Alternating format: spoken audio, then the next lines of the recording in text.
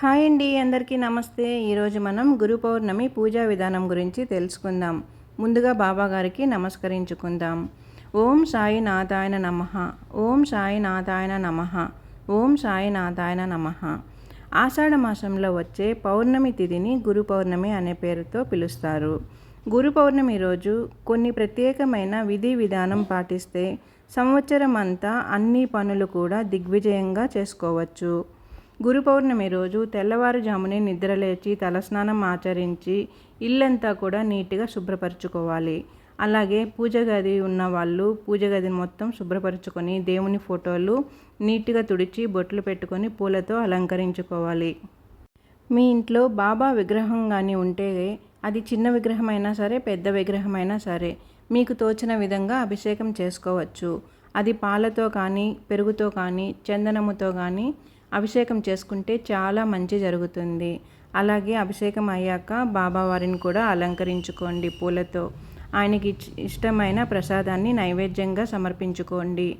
ఏమీ లేదు చేయలేము అన్న వాళ్ళు ఒక గ్లాసు పాలు పెట్టి ఒక స్పూన్ చక్కెర పెట్టినా కూడా ఆయన ఎంతో ప్రీతికరంగా స్వీకరిస్తారు ప్రసాదాన్ని.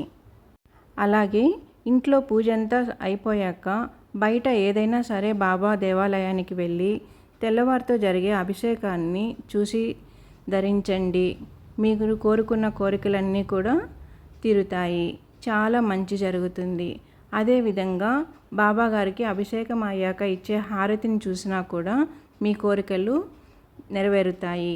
అది తెల్లవారుజామున హారతి కానీ మధ్యాహ్నం హారతి కానీ సాయంత్రం ధూప హారతి కానీ రాత్రి నిద్రించే హారతి కానీ మీ వీలుని బట్టి ఏదైనా ఒక హారతిలోనైనా కూడా పాల్గొనండి. ఆయన భజన చేయండి. మీరు కోరుకున్న కోరికలన్నీ తీరుతాయి. తప్పకుండా ఏదైనా ఒక హారతిని చూసి దర్శించుకున్నా కూడా చాలా మంచి జరుగుతుంది.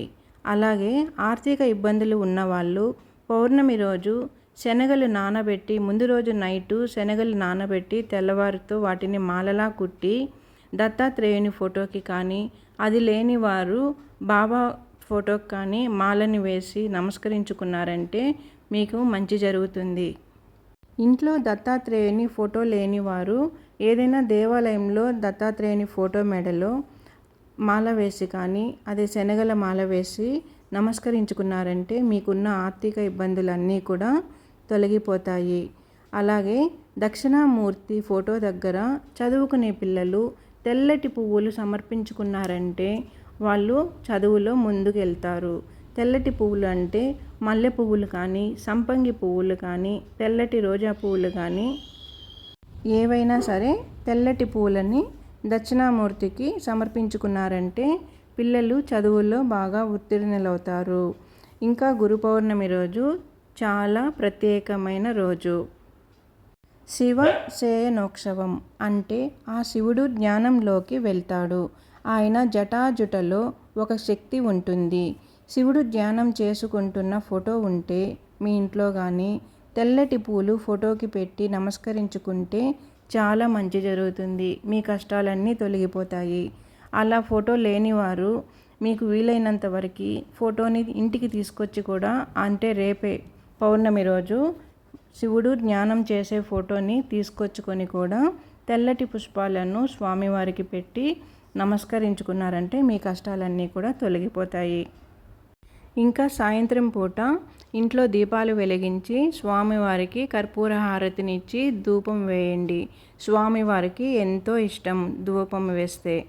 అలాగే బాబా పాటలు కానీ మీకు వచ్చినట్లయితే సాయిబాబా ముందు కూర్చొని పాటలు పాడండి. మీకు రాకపోయినా పర్వాలేదు, ఏదో ఒకటి ఫోన్లో కానీ టీవీలో కానీ మీకు నచ్చిన బాబా పాటలు పెట్టేసుకొని కాసేపు ఒక 5-10 నిమిషాల పాటు అయినా కూడా సరే బాబా పాటలు విన్నారంటే ఆయన ఎంతో సంతోషిస్తారు. మీకు కోరిన కోరికలన్నీ కూడా నెరవేరుతాయి.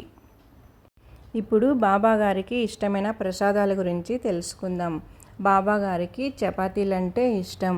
అలాగే పాలకోవన్నా కూడా చాలా ఇష్టం అంట. ఇంకా బచ్చల కూర అండి, ఆకుకూర బచ్చల కూర పప్పు వేసి చేసిన ఆయనకి చాలా ఇష్టం అని తెలుసుకున్నాను నేను.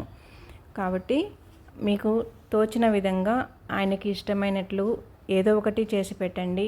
మీ కోరుకున్న కోరికలన్నీ కూడా తీరుతాయి.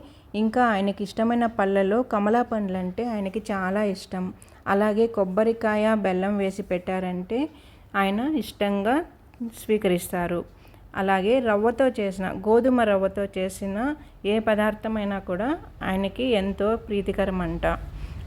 అంటే గోధుమ రవ్వతో హల్వా కానీ, అదేవిధంగా కిచిడి కానీ, పాయసం కానీ వీటిలో ఏదైనా సరే మనకి నచ్చినట్లు చేసి ఆయనకి ఇష్టంగా పెడదాం. ఆయన సంతోషంగా స్వీకరిస్తారు.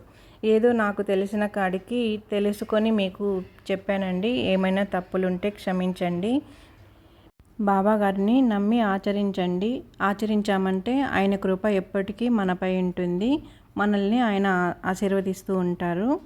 ఓం సాయినాథాయ నమః. ఓం సాయినాథాయ నమః. ఓం సాయినాథాయ నమః. ఈ వీడియో కానీ మీకు నచ్చినట్లయితే నా ఛానల్ సబ్స్క్రైబ్ చేసుకొని లైక్ ఇవ్వండి. ఇలాంటి వీడియోస్ నాకు తెలియకపోయినా కూడా ఇలాంటి వీడియోస్ గురించి నేను తెలుసుకొని మరీ మీతో పంచుకుంటాను.